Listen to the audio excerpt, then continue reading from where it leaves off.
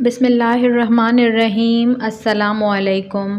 حضرت عیسیٰ علیہ السلام کے حواریوں نے یہ عرض کیا کہ اے عیسیٰ ابن مریم، کیا آپ کا رب یہ کر سکتا ہے کہ وہ آسمان سے ہمارے پاس ایک دسترخوان اتار دے؟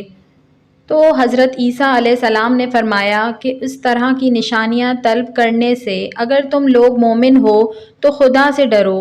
یہ سن کر حواریوں نے کہا کہ ہم نشانی طلب کرنے کے لیے یہ سوال نہیں کر رہے ہیں، بلکہ ہمارا مقصد یہ ہے کہ ہم شکمسیر ہو کر خوب کھائیں اور ہم کو اچھی طرح آپ کی صداقت کا علم ہو جائے، تاکہ ہمارے دلوں کو قرار آ جائے اور ہم اس بات کے گواہ بن جائیں، تاکہ بنی اسرائیل کو ہماری شہادت سے یقین اور اطمینان حاصل ہو جائے اور مومنین کا یقین اور بڑھ جائے اور کفار ایمان لائیں۔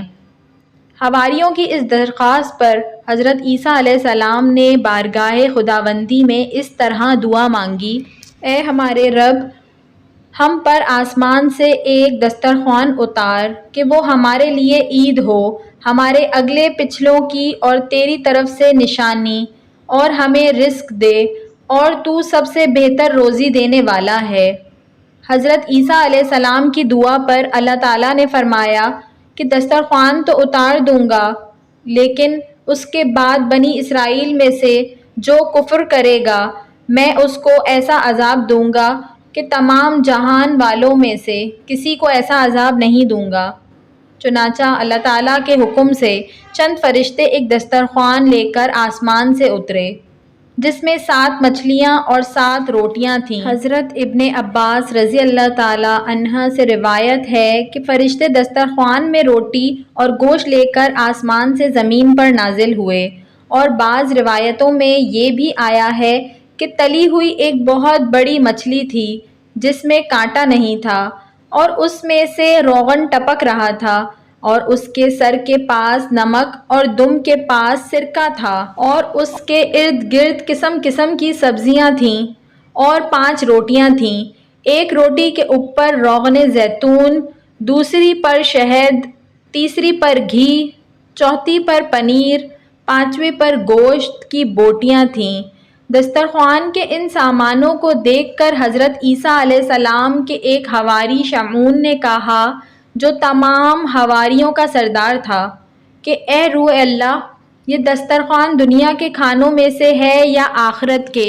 تو آپ نے فرمایا کہ یہ نہ تو دنیا کے کھانوں میں سے ہے نہ آخرت کے، بلکہ اللہ تعالیٰ نے اپنی قدرت کاملہ سے تمہارے لیے اس کھانے کو ابھی ابھی ایجاد فرما کر بھیجا ہے۔ پھر حضرت عیسیٰ علیہ السلام نے بنی اسرائیل کو حکم دیا کہ خوب شکمسیر ہو کر کھاؤ، اور خبردار اس میں کسی قسم کی خیانت نہ کرنا، اور کل کے لیے ذخیرہ بنا کر نہ رکھنا۔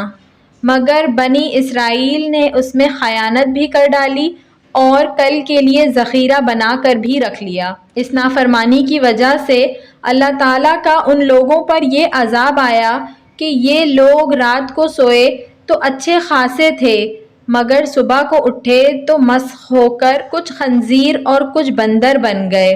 پھر حضرت عیسیٰ علیہ السلام نے ان لوگوں کی موت کے لیے دعا مانگی تو تیسرے دن یہ لوگ مر کر دنیا سے نیست و نابود ہو گئے، اور کسی کو بھی یہ نہیں معلوم ہوا کہ ان کی لاشوں کو زمین نگل گئی یا اللہ نے ان کو کیا کر دیا۔ اللہ تعالیٰ نے اس عجیب اور عظیم الشان واقعے کا تذکرہ قرآن مجید کی سورۃ المائدہ میں فرمایا ہے، اور اسی واقعے کی وجہ سے اس سورت کا نام مائدہ رکھا گیا۔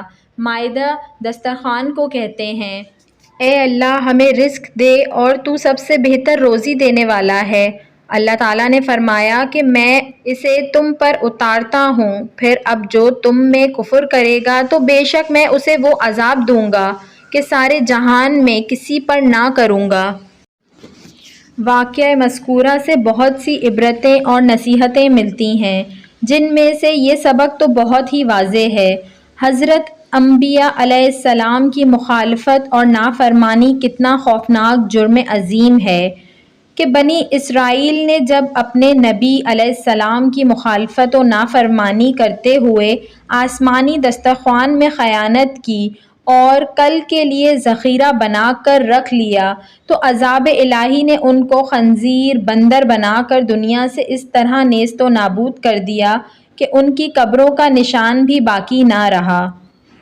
ناظرین، اللہ تعالیٰ کے 99 ناموں میں سے کوئی ایک نام ضرور کمنٹ باکس میں ٹائپ کریں۔